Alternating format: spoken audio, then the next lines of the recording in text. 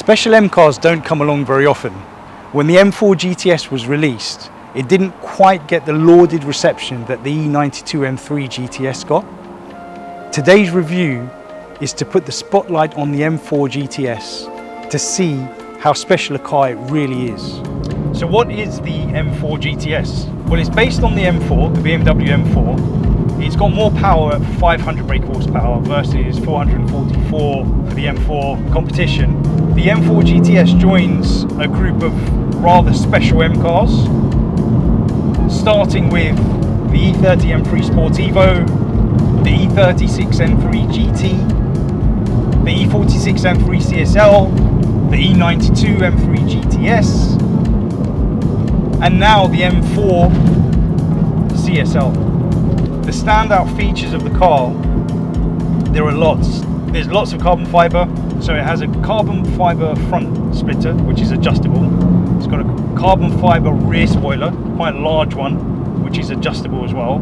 It has a carbon fiber bonnet and a carbon fiber tailgate. All of these carbon fiber pieces, along with the titanium exhaust, make up a 30 kilogram difference between the standard DCT equipped M4 and the GTS.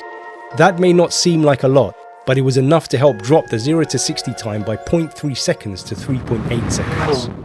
Along with all that carbon fiber came quite advanced suspension, so very adjustable suspension. Some of the original reviews are quite critical of the car's ride, and they say twitchy handling, but it's quite obvious after getting to know this car better and also knowing how the owner has got the suspension tweaked for it to be absolutely spot on if you want it to be. And I think that's one of the reasons that this car is one of the forgotten M cars, because it's actually really, really fast and it handles really, really well. It's not twitchy at all. It can be twitchy, but not if you know what you're doing. The M4 GTS has three-way adjustable coilovers with huge adjustability. 16 clicks for rebound, 14 clicks for high-speed compression, and 6 clicks for low-speed compression, and a 15mm adjustment range for ride height. This meant the once harsh and crashy nature of the M4 GTS, as spoken by critics, could actually be softened down. This car we have here, for example, is a truly spectacular road car. This is a really bumpy road, but again, this car is dealing with it really well.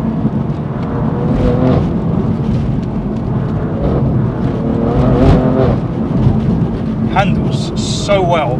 So when you step into the M4 GTS, you're met with a fairly stripped out interior. So similar to the M3 GTS and the M3 CSL, you've got a nice amount of Alcantara M Sport steering wheel, which gives you an indication for when you redline the revs. You've got lightened door panels with these kind of pull handles for closing the door. You've got no pockets either. You've got no armrest, but you've got a nice Alcantara covered panel here. You've also got a really, really cool half cage behind the driver. It's set off in the same orange tone that's highlighted on the wheels, and it just joins together really well. Looks awesome. Looks great on the black car. I think it looks even better on the grey car. They did a few colours for the M4 GTS. They did sapphire black, which this car is. They did a grey, a dark grey, and they did an alpine white as well. The M4 DTM also came in alpine white with various livery on it.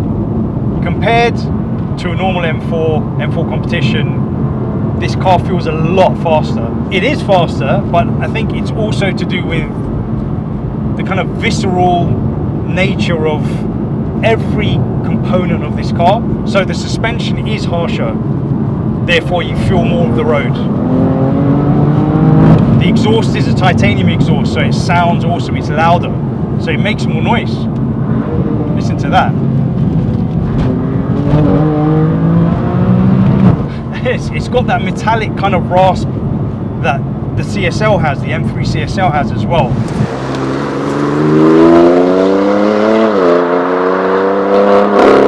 A really, really important point with this car is driving it with the traction on normal, it's nearly undrivable. It's so twitchy, it's unbelievable. So you really need to put it into MDM mode to get anything out of it. So let's talk about the steering in the M4 GTS. It's very BMW. You've got a big chunky steering wheel. Some people say it's too big. I've just got used to them over the years. The steering feel is okay.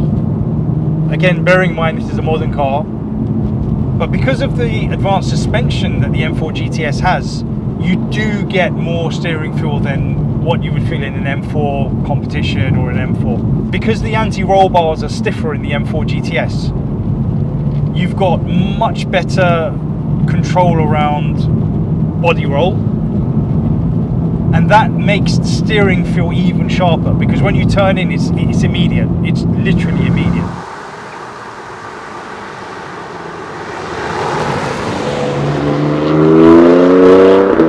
Acceleration on this car is savage.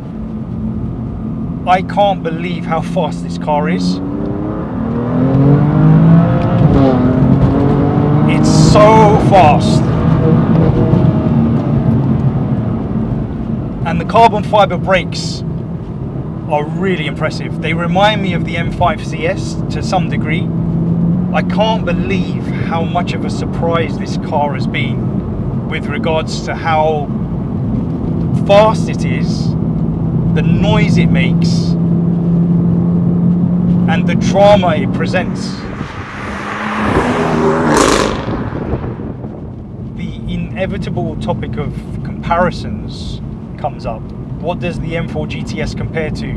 It compares to all the aforementioned special M cars. It definitely compares to them. In terms of non-BMW M cars, it's very GT3 RS-ish. The M4 GTS was made to go fast around the track. It happens to be a really good M car when the suspension is set up correctly, and the GT3 RS was made to go fast around the track. In terms of pace, the M4 GTS is very, very similar to a 991 GT3 RS. It costs a lot less. Obviously it's turbocharged, but in terms of pace, this is very much on par. In terms of the experience, it's very much on par. You've got the stripped out interior, you've got the hardcore ride, and you've got the M4 GTS's unique titanium exhaust snarl, acceleration. The way it delivers the power is different, but really, really addictive. Really, really addictive. Along with all the standout features of the GTS, BMW brought out a water injection system, where the intake plenum would be sprayed with a fine mist directly into the air chamber to reduce intake temperatures. This allowed BMW engineers to turn up boost pressures. As a result, the power increased by 68 brake horsepower to 493 brake horsepower. And in track use, the water tank would need to be refilled with each fuel tank refill. So values of M4 GTSs, brand new, they were a smidgen under £122,000. Fast forward to now, and at the time of this video, you'd probably only find a handful for sale, and you can buy them for as little as mid-70s, 75, 76,000 pounds, going all the way up to probably about 95 at the moment. I'm sure you're saying this to yourself already, but that's great value. Normally these M cars sell for around their list price, if not more. So to give you a comparison, the E92 M3 GTS, the values of those are in the high 100s, so way more than their list price. The M3 CRT, which is a very, very rare M car, which is based on the M3 GTS, they sell for even more because they're so rare. So they sell for around 200,000, if not more. If I was to sum up this car with one word, it would be misunderstood.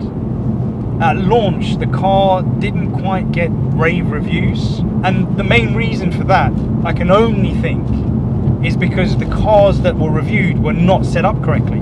The suspension is so adjustable, as I said earlier, that I just believe those cars were just not set up correctly.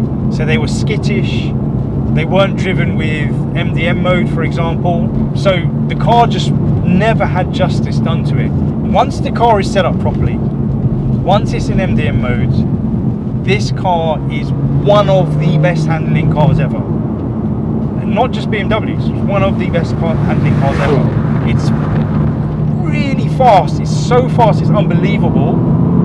It stops on a dime with the carbon fibre brakes, and it handles so well. I haven't had the pleasure to drive this round the track, but I'd love to take one around the track just to see how it is. It's just unbelievably quick on the road. And the S55 in this guise, with the 500 brake horsepower and the water injection system, it feels a lot more powerful, it feels torquier, it feels more muscular, it feels just that much more hardcore. MDM mode is really good in all M cars. If you've got MDM mode, it's a really good way to drive around when you're going for a spirited drive. It gives you just the right amount of slip without being too intrusive. And this car needs to have MDM mode on. It's undrivable on roads like this with traction control fully on. Hope you enjoyed the video. Please like and subscribe. Do comment, let us know your thoughts. This car has divided a lot of people in the past. Love to hear what owners think, what you guys think about this. Remember to visit shootingbrake.com. We are the car auction platform for enthusiasts. Buy cars, sell cars. Your support is very much appreciated. We're doing it for you and the enthusiast community. And as usual, before we go, you might as well listen to this.